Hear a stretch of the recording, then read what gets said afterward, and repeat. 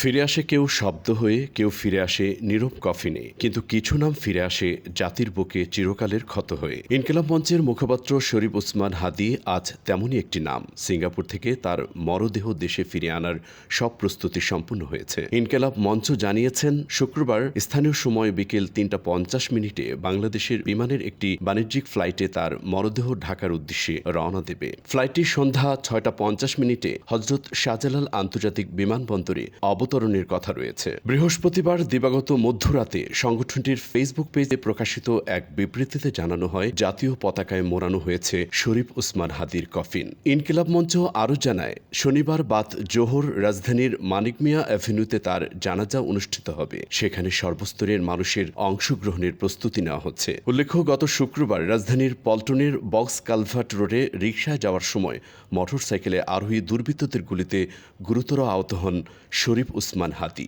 উন্নত চিকিৎসার জন্য তাকে সিঙ্গাপুরে পাঠানো হলেও বৃহস্পতিবার রাতে চিকিৎসাধীন অবস্থায় তিনি মারা যান। তার মৃত্যুতে শোকাহত পরিবার, সহযোদ্ধা ও দেশবাসী।